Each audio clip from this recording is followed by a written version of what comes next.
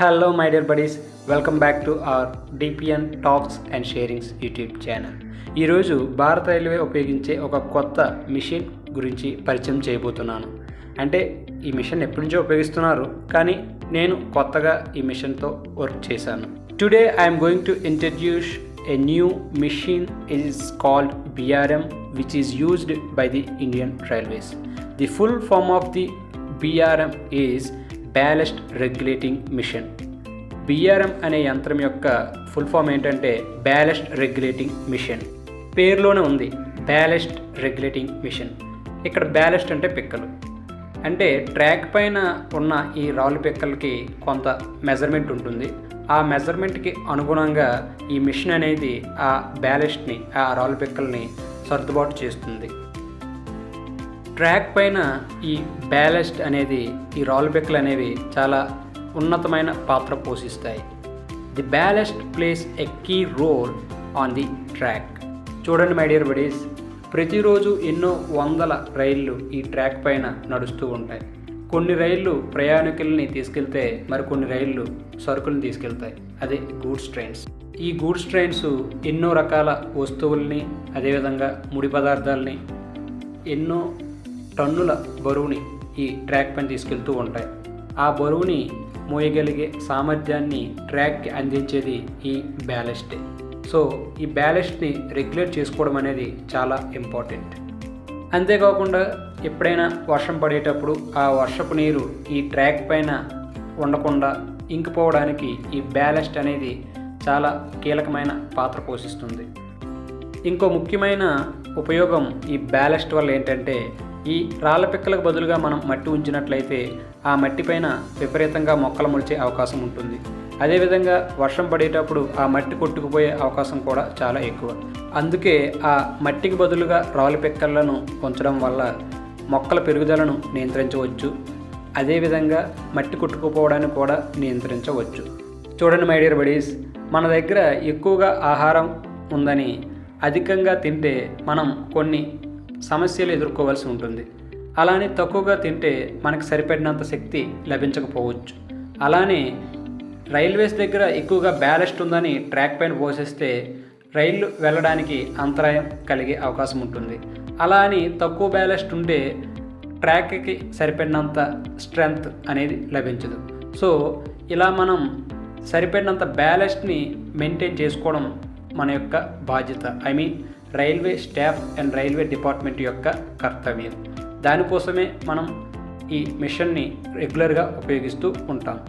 నా అంచనా ప్రకారం ఈ మిషన్ సుమారు ఒక రోజులో 45 మంది వ్యక్తులు చేయాల్సిన పనిని ఈ మిషన్ 1 గంటలో చేయగలదు. అంటే 45 మంది వ్యక్తులు ఒక రోజులో చేసే పనిని ఈ మిషన్ 1 గంటలో చేస్తుంది. ఇదంతా మీకేం చెప్తున్నానంటే, ప్రస్తుతం రోజుల్లో చాలా మట్టుకు మనుషులు చేయాల్సిన పనిని మిషన్స్ చేస్తూ ఉన్నాయి. పెట్టుబడిదారులు కూడా మిషన్లు ఉపయోగించడంపైనే ఎక్కువ ఆసక్తి చూపిస్తున్నారు. అందుకే మనం కూడా ఏదైనా ఒకదానిపైనే ఆధారపడి ఉండకుండా రకరకాల స్కిల్స్ నేర్చుకొని వాటిని అభివృద్ధి చేసుకొని ఆదాయాన్ని పెంపొందించుకునే, ఆదాయాన్ని సంపాదించుకునే మార్గాల కోసం అన్వేషిస్తే మంచిది అని నా అభిప్రాయం. సో మై డియర్ బడీ, నా యొక్క వ్యక్తిగత సలహా ఏంటంటే, మనం ఎప్పుడూ కూడా ఒకటే ఆదాయాన్ని ఇచ్చే అంశం పైన ఆధారపడకుండా వివిధ రకాల ఆదాయాల్ని సంపాదించే అంశాలపైన ఫోకస్ చేసి వాటికి అనుగుణంగా నైపుణ్యాలని నేర్చుకొని డెవలప్ చేసుకొని అప్డేట్ చేసుకుంటే మనం ఈ పోటీ ప్రపంచంలో బ్రతకగలం అని నా అభిప్రాయం. Because most of the places human beings are replaced by the machines. We don't know when we will lose our opportunities or our work. So that we must do focus on learning and upgrading our skills. So here, instead of worrying about doing something, it is better to think about a new way of doing that work. Maybe that will become a new innovation.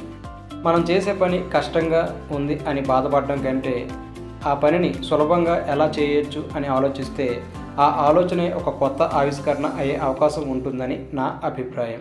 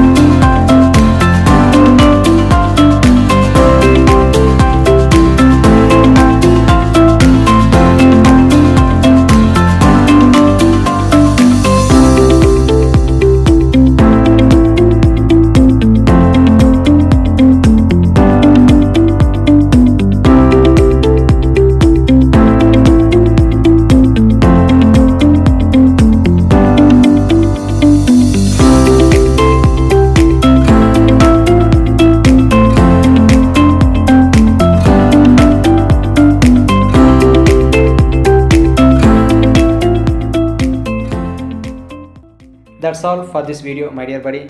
Thanks for watching. ఈ video మీకు ఎలా అనిపించిందో comment బాక్స్లో comment చేయండి. నచ్చితే like చేయండి, నచ్చకపోతే dislike చేయండి. ఎవరికైనా ఉపయోగపడుతుందంటే షేర్ చేయండి. అదేవిధంగా మన యూట్యూబ్ ఛానల్ని సబ్స్క్రైబ్ చేసుకోవడం మాత్రం మర్చిపోవద్దు. Thank you so much again.